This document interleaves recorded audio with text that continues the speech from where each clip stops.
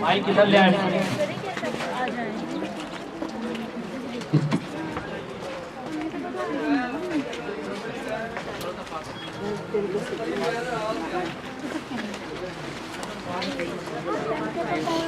या अल्लाह या अल्लाह,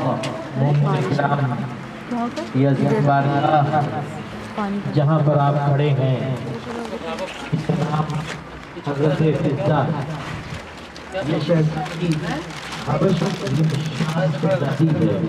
आप तारीख़ बशरियत, तारीख़ इंसानियत और तारीख़ तो इस बात का अंदाज़ा होगा रहने वाली शहज़ादी जब इसे पता चला कि कायनात से रसूल आया है, आखिर भी आया है, मासूम है, रहबर है, वारिस शरीयत है, उसके घर में एक बेटी इकलौती है जिसका नाम फातिमा ज़हरा है। अजीज़ों, हबश की ये मलका, इसने ये इरादा ये किया कि मैं इस सल्तनत को छोड़ दूंगी, मैं सल्तनत को छोड़ दूंगी, मैं हुकूमत को छोड़ दूंगी, मैं तख्त ताज को छोड़ दूंगी और तख्त ताज को ठोकर मार कर जनाबे फातिमा ज़हरा की गुलामी में जाऊंगी। जब इसने इरादा ये किया कि जनाबे फातिमा ज़हरा की गुलामी में जाऊंगी, अजीजों, तो एक मर्तबा इस हवस की शहजादी ने अपने बच्चों को जमा किया। जमा करने के बाद बच्चों को अपने करीब बुलाया और बुलाने के बाद ये कहा कि ऐ बच्चों, मैं इस हुकूमत को, इस तख्त ताज को, इस सल्तनत को मैं तर्क करके छोड़ के इस मुल्क को छोड़ के जा रही हूँ। अजीजों, जैसे ही इस जुमले को उनके बच्चों ने सुना तो बच्चों ने आवाज दिया, माँ तो इस हुकूमत को छोड़ के जाएगी, तो इस तख्त ताज को छोड़ के जाएगी, तो इस हुकूमत का क्या होगा, इस तख्त ताज का क्या होगा। अजीजों, तो जनाबे फिज़्ज़ा ने कहा इसका जवाब मैं दरबार में दूंगी। अजीजों, दूसरे दिन जनाबे फिज़्ज़ा दरबार में गई और जाने के बाद अपने तख्त पर बैठी नहीं बल्कि अपनी जूतियों को उतार कर तख्त पर रख कर ये कहा कि ये तख्त, ये ताज, ये हुकूमत, इसका कोई मुकाम नहीं है। अजीजों, फिर इस शहजादी ने हबश को तर्क कर दिया और हबश को जब तर्क करने का फैसला किया तो बच्चों से कहा मैं अब जा रही हूँ रूहानी इलाज के लिए, हम रूहानी इलाज के लिए जा रहे हैं। बच्चों ने कहा माँ तो हबश की शहजादी है, तो मलके हबश है, हम तेरे पास तबीबा लेकर आ जाएंगे। तो एक मर्तबा सर झुका के ये शहजादी रोने लगी।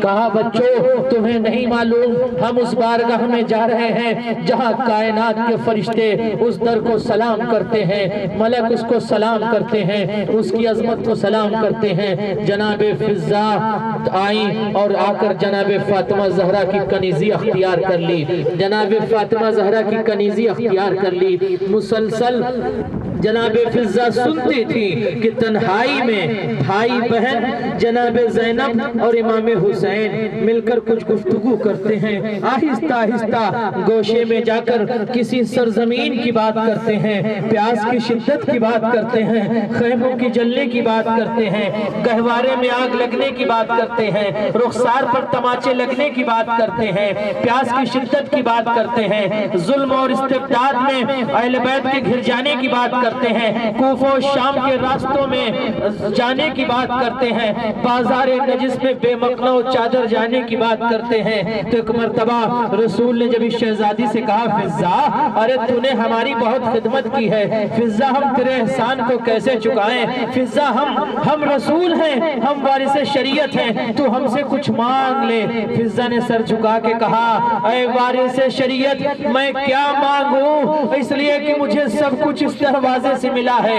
हसनैन मुझे माँ कहते हैं, हसनैन मुझे माँ कहते हैं और फातिमा ज़हरा मुझे अपनी बहन कहती है, मुझे कुछ नहीं चाहिए। हाँ, एक गुजारिश है, एक इल्तिजा है, ऐ वारिस शरीयत आप आलिमुल गैब हैं, आप रसूल हैं, आप नबी हैं, आप मासूम हैं, आपसे गुजारिश है कि मेरे हक में दुआ कर दीजिए कि मुझे अल्लाह उस दिन के लिए जिंदा रखे जिस दिन के लिए ये भाई बहन ज़ैनब इमाम हुसैन तन्हाई में किसी फरात का तस्करा करते हैं, नैनवा का तस्करा करते हैं, करबला का तस्करा करते हैं, कूफा शाम का کا تذکرہ کرتے ہیں، بازار شام کا تذکرہ کرتے ہیں، دربار شام کا تذکرہ کرتے ہیں۔ اے رسول، میں کربلا سے لے کر کوفہ شام کی منزل میں مجھے اللہ زندگی عنایت کرے کہ شہزادی زینب کے ساتھ بازاروں میں جاؤں، دربار میں جاؤں، زندان میں جاؤں۔ رسول نے دعا کی، فضہ کو عمر طولانی عطا ہوئی۔ ہائے فضہ دربار میں جناب زینب کی حفاظت کرتی رہی۔ جب ایک ظالم نے یہ کہا یہ زینب ہے نا، یہ امام علی کی بیٹی ہے، یہ بیٹی امام علی ہے، عزیزو ایک شقیق تعزیہ نہ لے کے جناب زینب کے آگے بڑھا۔ اسی حبش کی شہزادی جناب زینب کے آگے جناب زینب کے آگے کھڑی ہو گئی اور یزید سے کہتی ہے، یزید تیری کیا مجال ہے کہ میرے سامنے اجرکم اللہ، ارے تیری کیا مجال ہے کہ شیر خدا حضرت علی کی بیٹی کو تو تعزیانے لگائے۔ عزیز و یزید نے جب دیکھا یہ حبش کی کوئی عورت ہے، اس نے حکم دیا اس حبش کی عورت کو قتل کر دو۔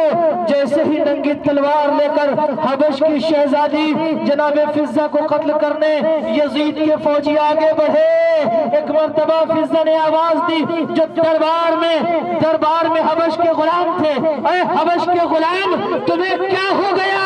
میں حبش کی شہزادی ہوں اور مجھے قتل کرنے جا رہے ہیں۔ ایک مرتبہ حبش کے یہ غلام تلوار نکال کے یزید کی طرف دیکھتے ہیں، یزید کی آنکھوں میں آنکھیں ڈال کے یہ کہا، یزید ارے یہ ہمارے ملک کی شہزادی ہے، تو اسے اذیت نہیں پہنچا سکتا۔ عزیزو حبش کی شہزادی تم محفوظ ہو گئی، لیکن مشکل کشا کی بیٹی ام المصائب نجف کا رخ کر کے کہتی ہے، اے مشکل کشا بابا علی، اس حسینہ بہن کو دربار شام میں آ کے دیکھو۔ حبش کی ملکہ آواز دیتی ہے تو 40 غلام آ جاتے ہیں، آپ کی بیٹی بے مقدہ و چادر یزید کے دربار میں کھڑی ہے۔ فَسَيَعْلَمُ الَّذِينَ ظَلَمُوا أَيَّ مُنقَلَبٍ يَنقَلِبُونَ مَا كَانُوا